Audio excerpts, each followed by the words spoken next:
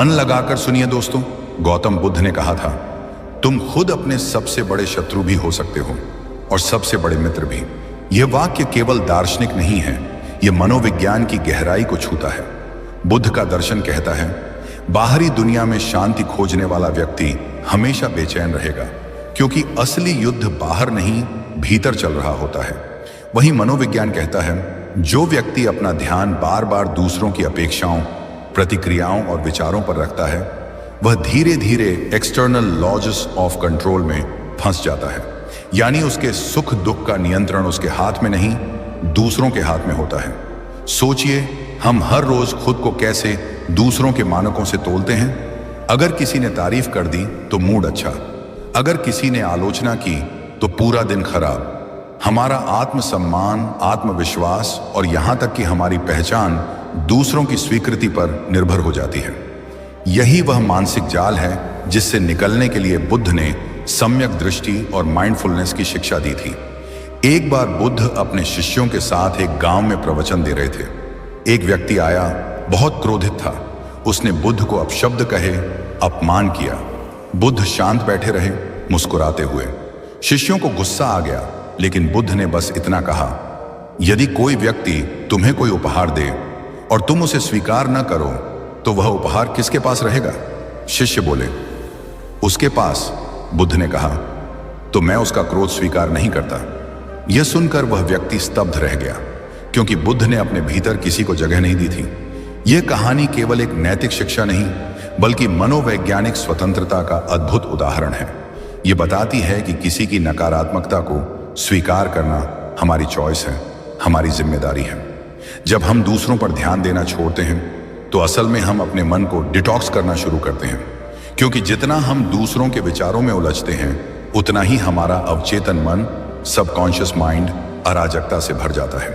बुद्ध कहते हैं, मन ही सब कुछ है, जो तुम सोचते हो वही बन जाते हो। अगर हमारा मन लगातार दूसरों की तुलना, आलोचना और असुरक्षा में डूबा रहेगा तो हम वही ऊर्जा बन जाएंगे, एक बेचैन, असंतुष्ट और अस्थिर व्यक्ति।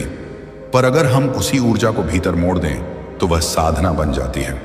वह हमें स्वयं की खोज की ओर ले जाती है। आज के समय में हमारे दिमाग को सबसे ज्यादा थकाने वाली चीज है कंपैरिजन, तुलना। बुद्ध के समय में यह तुलना गांव तक सीमित थी। आज यह पूरे इंटरनेट तक फैल चुकी है।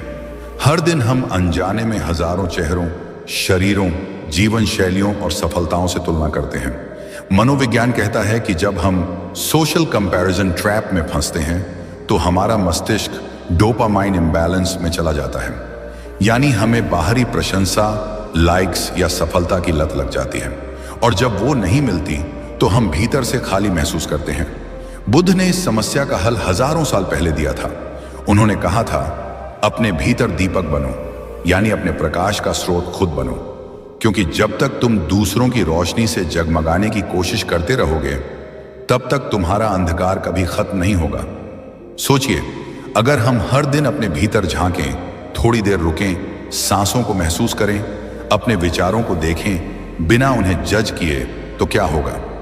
मनोविज्ञान कहता है कि ऐसा करने से सेल्फ अवेयरनेस बढ़ती है, जो हर प्रकार की मानसिक पीड़ा का पहला इलाज है। बुद्ध ने इसे स्मृति कहा, माइंडफुलनेस।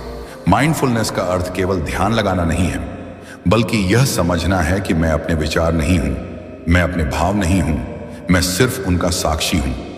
जब यह समझ आती है तो दूसरों की आलोचना, प्रशंसा, तुलना, सब कुछ धुएं की तरह गायब हो जाता है। लेकिन सवाल है, क्या यह आसान है? नहीं, क्योंकि हमारा मन सदियों से दूसरों की ओर भागने का आदी हो चुका है। हम बाहर से मान्यता, प्यार और सम्मान की तलाश करते करते अपने भीतर की शांति खो चुके हैं। बुद्ध कहते हैं, तुम अपने भीतर जो खोज रहे हो वही सच्चा खजाना है।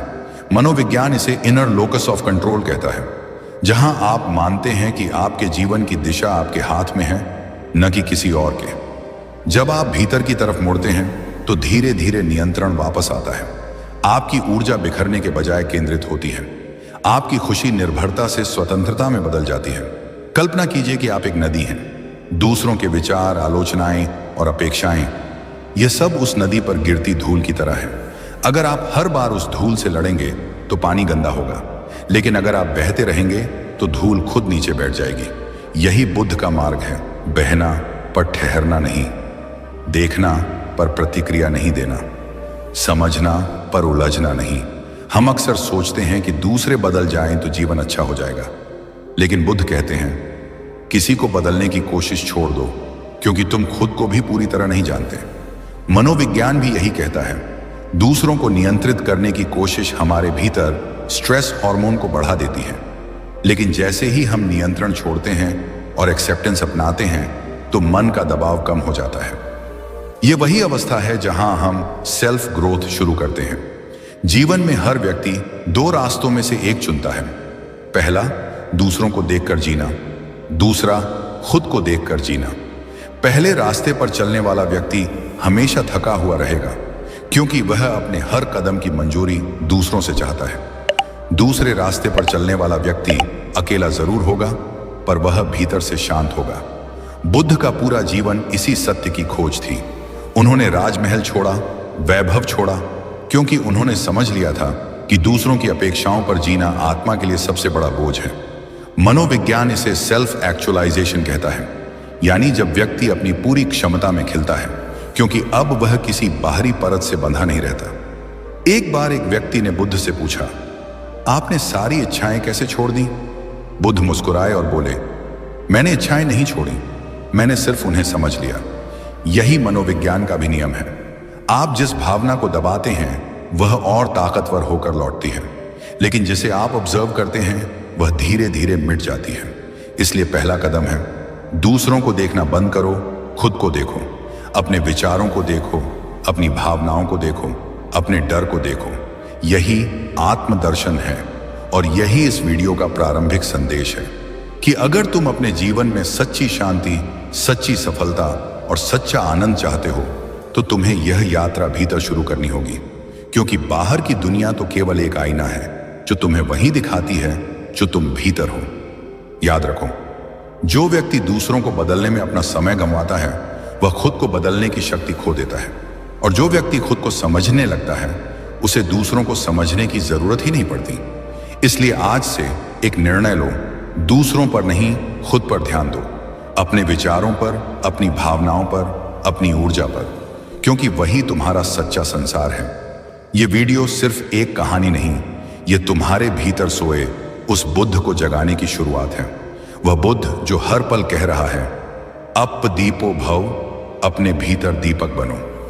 जब हम यह स्वीकार कर लेते हैं कि सच्ची शांति दूसरों को नहीं बल्कि खुद को समझने में है, तो यह केवल एक विचार नहीं बल्कि एक यात्रा की शुरुआत होती है। एक ऐसी यात्रा जो बाहर नहीं, भीतर की ओर जाती है। यह वही यात्रा है जिसे बुद्ध ने अंतर यात्रा कहा था, और मनोविज्ञान इसे सेल्फ डिस्कवरी प्रोसेस कहता है। बुद्ध ने कहा था, तुम्हारा मन ही तुम्हारा संसार है। यदि तुम अपने मन को जीत लोगे तो संसार तुम्हारे सामने झुकेगा। लेकिन आज का मन, आधुनिक मन, हर दिशा में भागता है। सोशल मीडिया, रिश्ते, करियर, प्रतिस्पर्धा, मान्यता। हमारा ध्यान, अटेंशन इतना बिखर गया है कि हम अपने ही विचारों की आवाज नहीं सुन पाते। मनोविज्ञान कहता है, जो व्यक्ति अपने भीतर की आवाज सुनना बंद कर देता है वह धीरे धीरे दूसरों की आवाज पर निर्भर हो जाता है, और यह निर्भरता यही आधुनिक दुह का कारण है। बुद्ध ने इस समस्या को बहुत सरल शब्दों में कहा था, तुम्हारे भीतर एक जंगल है जिसमें अगर तुम हर दिन प्रवेश नहीं करोगे तो वहां अंधकार बढ़ता जाएगा। आज का समय हमें सिखाता है, दूसरों से आगे निकलो। बुद्ध का समय हमें सिखाता है, खुद को जानो। तो सवाल उठता है, हम खुद को जाने कैसे? कैसे हम दूसरों से हटकर अपने भीतर केंद्रित हों? यहां से शुरू होती है आत्म जागरूकता की साधना, माइंडफुलनेस, स्मृति, सजगता, चेतना। माइंडफुलनेस का अर्थ यह नहीं है कि आप किसी गुफा में बैठ जाएं या जीवन से भाग जाएं। इसका अर्थ है हर क्षण अपने विचारों, भावनाओं और प्रतिक्रियाओं को देखना, बिना जज किए, बिना भागे। बुद्ध ने कहा था, सच्ची समझ तब आती है जब तुम अपने मन को बिना छेड़े देख पाते हो। यह सुनने में सरल लगता है, पर वास्तव में यह सबसे कठिन साधना है, क्योंकि जब हम खुद को देखना शुरू करते हैं तो हम अपने भीतर छिपे भय, असुरक्षाएं और अधूरेपन से टकराते हैं। मनोविज्ञान बताता है कि हमारे दिमाग का डिफॉल्ट मोड नेटवर्क लगातार सक्रिय रहता है, यानी हम हर समय सोचते रहते हैं, विश्लेषण करते रहते हैं, तुलना करते रहते हैं। यही हमें थका देता है। लेकिन जब हम माइंडफुलनेस का अभ्यास करते हैं तो यह नेटवर्क धीरे धीरे शांत हो जाता है और हमारा मस्तिष्क प्रेजेंट मोमेंट अवेयरनेस में प्रवेश करता है, यानी हम सचमुच यहां और अभी जीना शुरू करते हैं। कल्पना कीजिए, आप सुबह उठते हैं और बिना मोबाइल देखे सिर्फ 5 मिनट अपनी सांसों को महसूस करते हैं। आप देखते हैं कि हवा भीतर जा रही है, फिर बाहर आ रही है। मन भागने की कोशिश करता है, आज क्या करना है, कौन क्या कहेगा, लेकिन आप बस देखते रहते हैं। धीरे धीरे भीतर कुछ बदलता है। आपके विचारों का शोर थोड़ा कम होता है। आपके अंदर एक स्पेस बनता है जहां आप खुद को सुन सकते हैं। यही वह क्षण है जहां सेल्फ अवेयरनेस जन्म लेती है। और जब सेल्फ अवेयरनेस आती है तो आपको दिखने लगता है कि अब तक आप जिन चीजों को दूसरों की गलती मानते थे वह दरअसल आपके भीतर की प्रतिक्रियाएं थीं। एक व्यक्ति बुद्ध के पास आया और बोला, मुझे गुस्सा बहुत आता है, कृपया इसका उपाय बताइए। बुद्ध ने पूछा, गुस्सा कहां से आता है? वह बोला, जब लोग गलत व्यवहार करते हैं। बुद्ध मुस्कुराए और बोले, तो तुम्हारा गुस्सा तुम्हारे भीतर नहीं, उनके भीतर है। वह व्यक्ति चुप हो गया। बुद्ध ने कहा, गुस्सा तब आता है जब तुम दूसरों को अपने विचारों के अनुसार चलाना चाहते हो। जब तुम यह स्वीकार कर लेते हो कि हर व्यक्ति अपने अनुसार सोचता और करता है तो गुस्से का स्थान करुणा ले लेती है। मनोविज्ञान भी यही कहता है। गुस्सा, ईर्ष्या, जलन या असुरक्षा, ये सभी भावनाएं कंट्रोल लॉस से आती हैं। जब हमें लगता है कि हम परिस्थिति या व्यक्ति को नियंत्रित नहीं कर सकते तो भीतर प्रतिरोध जन्म लेता है।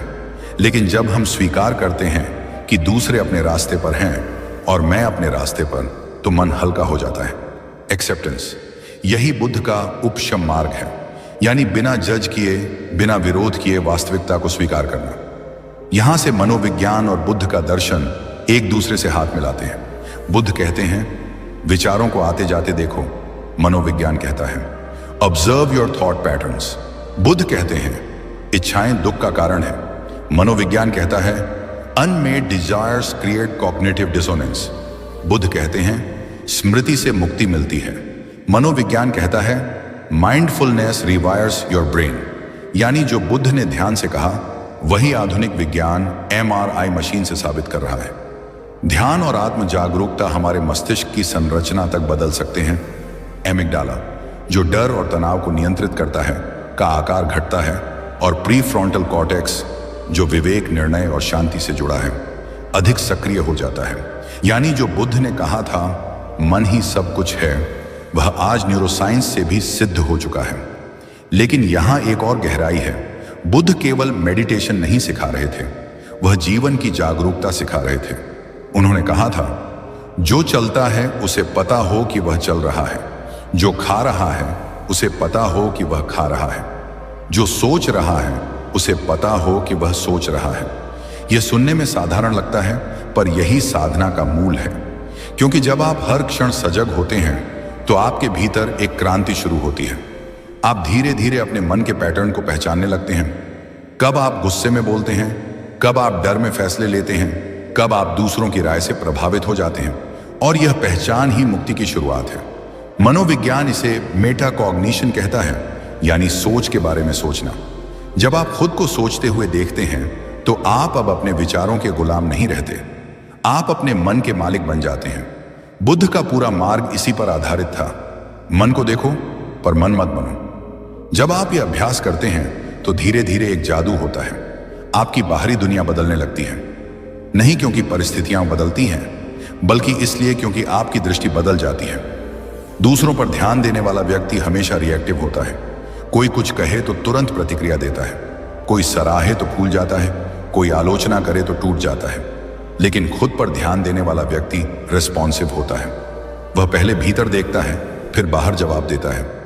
यह फर्क छोटा लगता है, लेकिन यही फर्क तय करता है कि आप दास हैं या स्वतंत्र।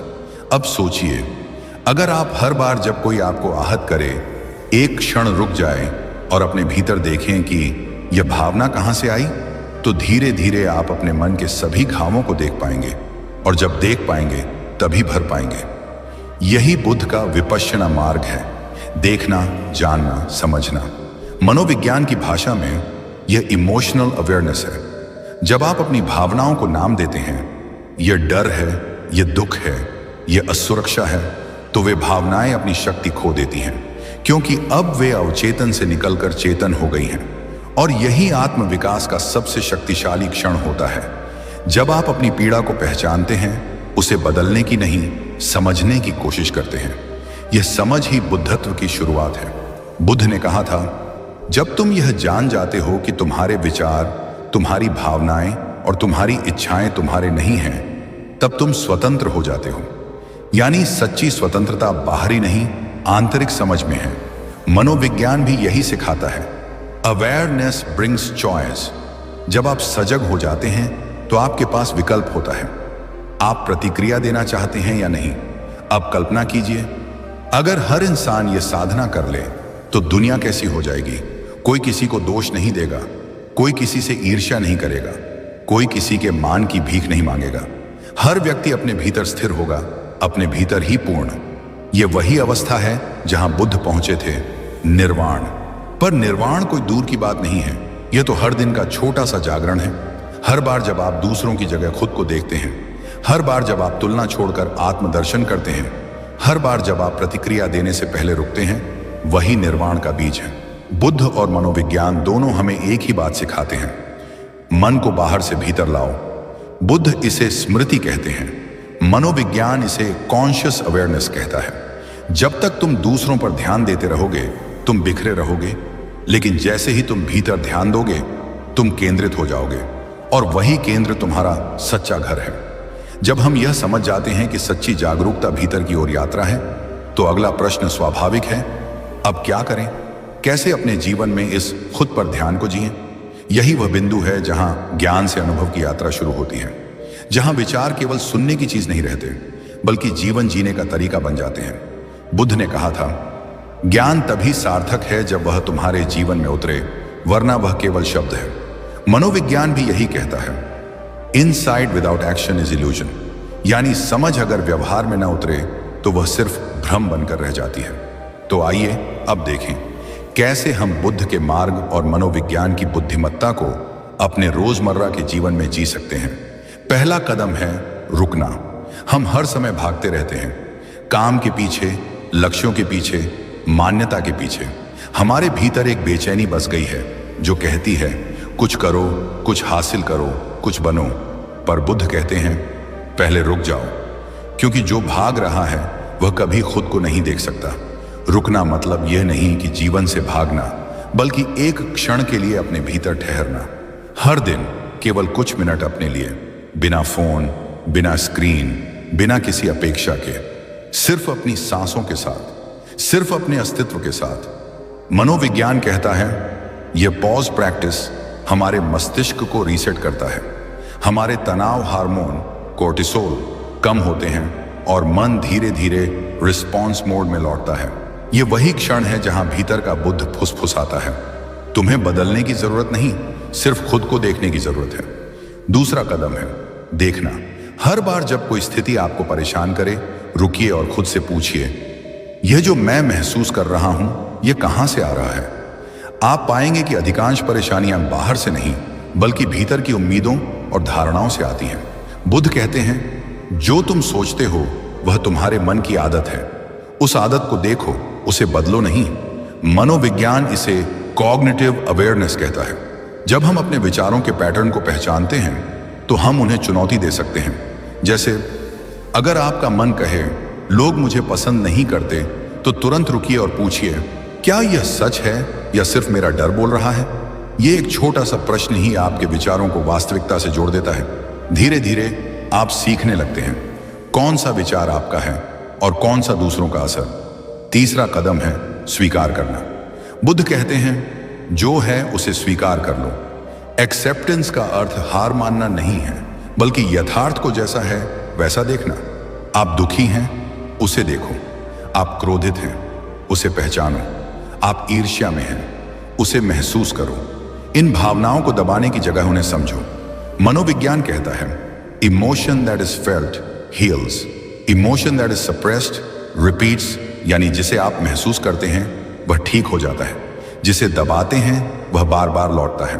तो आज से जब भी भीतर कोई पीड़ा उठे उसे दुश्मन मत समझो, वह तुम्हारा शिक्षक है। हर दर्द, हर असफलता, हर अस्वीकृति तुम्हें यह सिखाने आई है कि अब तुम्हें बाहर नहीं भीतर देखना है। चौथा कदम है आत्मसंवाद। हर दिन कुछ मिनट अपने आप से बात करो, जैसे किसी मित्र से करते हो, ईमानदारी से, करुणा से। अपने मन से कहो, हाँ मैं डरता हूं, हाँ मैं थका हुआ हूं, हाँ मैं बदलना चाहता हूं। बुद्ध कहते हैं तुम्हारा सबसे गहरा संबंध तुम्हारे अपने मन से है। मनोविज्ञान कहता है सेल्फ टॉक हमारे मस्तिष्क की वायरिंग बदल देता है। अगर आप खुद से प्रेम पूर्वक बात करते हैं तो आपकी सेल्फ स्टीम बढ़ती है, आपका अवचेतन मन आपकी मित्र बन जाता है। तो हर दिन खुद से कहो, मैं पर्याप्त हूं, मुझे किसी की तुलना नहीं करनी, मेरा मार्ग मेरा है। याद रखो, तुम्हारी आत्मा को किसी प्रमाण की जरूरत नहीं, बस तुम्हारे अपने स्वीकार की। पांचवां कदम है संतुलन बनाना। बुद्ध का मार्ग मध्यम मार्ग कहलाता है, न अधिक न कम, न त्याग में खो जाना न भोग में डूब जाना। आज की दुनिया में इसका अर्थ है अपने काम, रिश्तों और आत्म विकास के बीच संतुलन। मनोविज्ञान कहता है एक्सट्रीम बिहेवियर हमेशा असंतुलन की निशानी है। जब हम या तो पूरी तरह दूसरों में उलझ जाते हैं या पूरी तरह दुनिया से कट जाते हैं, दोनों ही स्थितियां अस्वस्थ हैं। संतुलन का मतलब है हर क्षण यह देखना कि क्या मैं खुद को भूल रहा हूं, क्या मैं अपने भीतर के बुद्ध को सुन पा रहा हूं। अगर नहीं तो एक गहरी सांस लो और लौट आओ अपने केंद्र में। यह 5 कदम कोई धार्मिक प्रक्रिया नहीं है, यह जीवन जीने की कला है। और हर बार जब तुम इन कदमों को अपनाओगे, तुम्हारा मन थोड़ा और मुक्त होगा, थोड़ा और शांत, थोड़ा और बुद्ध जैसा। अब बात करते हैं उस मोड़ की जहां जीवन सचमुच बदलना शुरू करता है। बुद्ध कहते हैं जब तुम दूसरों को दोष देना छोड़ देते हो तब तुम्हारी यात्रा शुरू होती है। मनोविज्ञान कहता है taking responsibility for your emotions is maturity, यानी अपनी भावनाओं की जिम्मेदारी लेना ही परिपक्वता है। यह वही बिंदु है जहां दूसरों पर ध्यान देना समाप्त होता है और खुद पर ध्यान देना शुरू। लेकिन यहां एक गहरा रहस्य है, खुद पर ध्यान देना स्वार्थ नहीं है, यह सबसे उच्चतर करुणा है। क्योंकि जब तुम खुद को समझते हो तब तुम दूसरों को भी समझ पाते हो। जब तुम अपने घावों को भरते हो तभी तुम दूसरों के घावों को छू सकते हो। जब तुम खुद से प्रेम करते हो तभी तुम्हारा प्रेम सच्चा बनता है। मनोविज्ञान इसे सेल्फ कंपेशन कहता है और बुद्ध ने इसे मैत्री भावना कहा। यह वह अवस्था है जहां व्यक्ति न खुद को जज करता है न दूसरों को, वह केवल समझता है। समझ ही बुद्धत्व है, वह बुद्धत्व जो किसी मूर्ति में नहीं तुम्हारे भीतर जाग सकता है। यह वही अवस्था है जहां मन स्थिर हो जाता है, हृदय कोमल हो जाता है और जीवन एक ध्यान बन जाता है। तब कोई तुम्हें सराहे या आलोचना करे, तुम बस मुस्कुरा देते हो, क्योंकि अब तुम जानते हो उनके शब्द तुम्हारे भीतर नहीं उतर सकते जब तक तुम उन्हें स्थान नहीं देते। तुम अब दूसरों की छाया में नहीं, अपने प्रकाश में जी रहे हो। और जब यह समझ पूरी तरह हृदय में उतर जाती है तब जीवन सरल लगने लगता है। हर चुनौती अवसर लगती है, हर व्यक्ति दर्पण बन जाता है जो तुम्हें तुम्हारे भीतर का हिस्सा दिखाता है। यही बुद्ध का संदेश था, खुद को जानो और सब कुछ जान जाओगे। और यही मनोविज्ञान का सार है, self awareness is the foundation of all change. अब तुम्हें किसी से तुलना करने की जरूरत नहीं, क्योंकि तुमने अपना रास्ता देख लिया है। अब तुम्हें किसी से प्रतिस्पर्धा करने की जरूरत नहीं, क्योंकि तुम जान गए हो कि जीवन कोई दौड़ नहीं, यह एक ध्यान है। अब तुम हर उस आवाज को सुन सकते हो जो तुम्हारे भीतर सालों से कह रही थी, रुको, सुनो, मैं तुम ही हूं। यही स्वयं की पुकार है। और जब तुम इस पुकार को पहचान लेते हो तो तुम्हारा जीवन ही साधना बन जाता है। कभी कभी हम जीवन भर यह सोचते रहते हैं कि दुनिया हमें समझे, लोग हमें सराहें, हमारा मूल्य पहचाने। लेकिन बुद्ध कहते हैं जिस दिन तुम खुद को पहचान लोगे उस दिन दुनिया की पहचान तुम्हारे लिए महत्वहीन हो जाएगी। आज का यह संदेश दूसरों पर नहीं, खुद पर ध्यान दो। सिर्फ एक विचार नहीं है, यह एक क्रांति है, एक अंतर यात्रा है। क्योंकि सच्ची शांति न मंदिरों में मिलती है न पहाड़ों पर, वह तुम्हारे भीतर के मौन में छिपी होती है। जब तुम खुद पर ध्यान देना शुरू करते हो तो दुनिया खुद बदलने लगती है। तुम्हारे रिश्ते बेहतर हो जाते हैं, तुम्हारी सोच गहरी हो जाती है और तुम्हारा मन मुक्त हो जाता है। बुद्ध ने कहा था, तुम्हारा मन ही तुम्हारा सबसे अच्छा मित्र है और वही तुम्हारा सबसे बड़ा शत्रु भी। यह वाक्य सिर्फ आध्यात्मिक नहीं, पूरी तरह वैज्ञानिक है। मनोविज्ञान कहता है, हम जिस चीज पर ध्यान देते हैं वही बढ़ती है। अगर हम दूसरों की गलती, आलोचना या तुलना पर ध्यान देंगे तो नकारात्मकता बढ़ेगी, लेकिन अगर हम अपने विकास, शांति और आत्मज्ञान पर ध्यान देंगे तो वही खिलने लगेगा। तो अब जरा सोचिए, अगर आज से आप हर सुबह सिर्फ 5 मिनट खुद से जुड़ने में बिताएं, सांस को महसूस करें, अपने विचारों को देखें, अपने हृदय की आवाज सुने, तो कुछ ही हफ्तों में आपका जीवन कितना बदल जाएगा। आपके भीतर जो बुद्ध है वह जागने लगेगा, आपके भीतर जो अंधेरा है वह समझ की रोशनी में घुलने लगेगा। तो मित्रों, आज के इस वीडियो का सार यही है, बाहर कुछ भी बदलने से पहले अपने भीतर बदलो। जो भीतर जीत गया वह संसार जीत गया। याद रखो, जो खुद को समझ लेता है उसे कोई हरा नहीं सकता। और अगर आज की यह बात आपके मन में कहीं गहराई तक उतरी हो, अगर आपको लगा हो कि हाँ, अब समय है खुद पर ध्यान देने का, तो इस जागरण की यात्रा को यहीं मत रोकिए। हमारे चैनल का उद्देश्य सिर्फ ज्ञान देना नहीं, बल्कि आपके भीतर के बुद्ध को जगाना है। यह चैनल उन लोगों के लिए है जो जीवन में सिर्फ सफलता नहीं, सार्थकता ढूंढ रहे हैं। उनके लिए जो थक चुके हैं दूसरों की उम्मीदों से और अब सुनना चाहते हैं अपने मन की आवाज। तो अगर आप भी इस आत्म यात्रा का हिस्सा बनना चाहते हैं, अगर आप भी हर दिन थोड़ा और जागृत होना चाहते हैं, तो चैनल को सब्सक्राइब कीजिए, क्योंकि यहां हर वीडियो आपके भीतर एक नया दीपक जलाने वाला है। अंत में बस इतना कहना चाहूंगा, जब भी जीवन कठिन लगे, जब भी मन भटकने लगे, सिर्फ एक वाक्य याद रखना, दूसरों पर नहीं, खुद पर ध्यान दो। क्योंकि जहां तुम्हारा ध्यान है वहीं तुम्हारा जीवन है, और जब ध्यान भीतर होगा तो जीवन बाहर खिल उठेगा। अगर इस वीडियो ने आपके मन में शांति, प्रेरणा या जागृति की कोई छोटी सी लहर भी जगाई हो, तो इसे अपने प्रियजनों के साथ साझा करें, क्योंकि ज्ञान तभी सुंदर है जब वह बांटा जाए। अगले वीडियो में फिर मिलेंगे, एक नई दृष्टि, एक नई प्रेरणा के साथ। तब तक सचेत रहिए, जागृत रहिए और खुद पर ध्यान दीजिए। धन्यवाद।